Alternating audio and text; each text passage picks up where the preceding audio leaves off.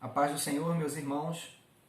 Hoje nós estaremos falando rapidamente sobre o que era a igreja medieval, como ela vivia naquele período. Como nós sabemos, a Idade Média é um período que vai do século V até o século XV. Inicia com a queda do Império Romano em 476 e prossegue até o período da Reforma Protestante, que inaugura o período moderno.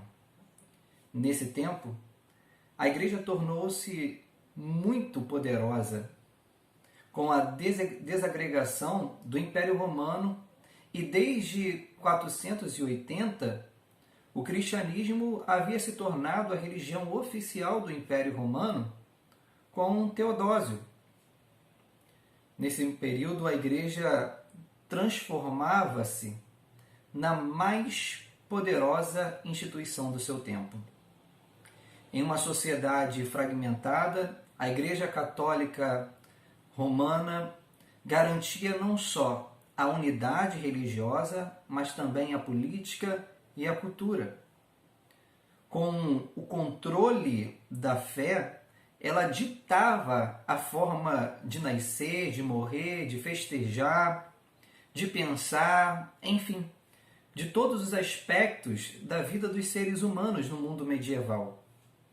Numa época em que a riqueza era medida pela quantidade de terras, a Igreja chegou a ser proprietária de quase 2/3 das terras da Europa Ocidental. Era a grande senhora feudal, como costumamos a dizer, controlando a servidão, inclusive, dos camponeses. À medida que essa riqueza crescia, o alto clero, constituído por aqueles que ocupavam cargos mais elevados na hierarquia interna da igreja, distanciava-se dos assuntos religiosos e também de Deus. Os seus envolvimentos eram mais por questões políticas do que propriamente dito a palavra do Senhor e a vivência no Senhor Jesus Cristo. Os ensinamentos de Cristo e sua palavra já não eram mais observados. É dentro desse contexto que algumas atrocidades, serão realizadas impulsionados pelo poder e ambição. Por exemplo, naquele período surgiu a Inquisição, um tribunal que investigava aqueles que se opunham à fé católica. Os opositores eram condenados a mortes mais violentas já inventadas. Foram os casos dos pré-reformadores, que, acusados como hereges, morreram queimados. Outros eram empalados, cerrados ao meio. Diversas violências eram cometidas por aqueles que eram considerados hereges, que se opunham àquilo que o Papa determinava obedecer.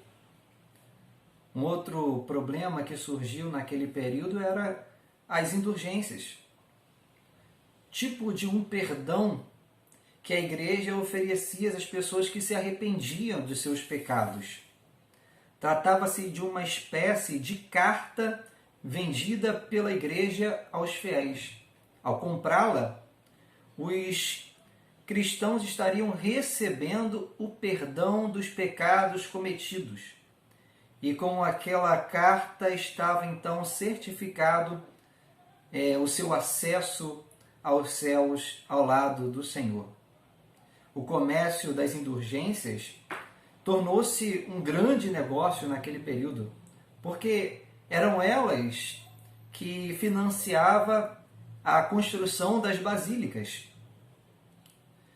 Já dizia o velho pregador: enquanto uma moeda cai no fundo do gasofilácio, uma alma sobe aos céus. Era uma cultura do medo que conduziam as pessoas as pessoas sem conhecimento algum da palavra a buscarem de qualquer forma a salvação, por mais que tivesse que comprá-la. Haja vista que a estimativa de vida naquele contexto era muito pequena.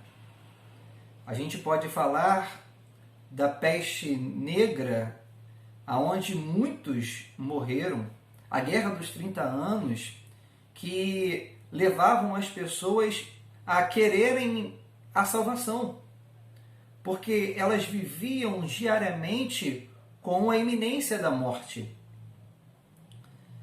E é dentro desse contexto que surgiram também as relíquias, ou seja, pedaços da cruz de Cristo, a cabeça de João Batista,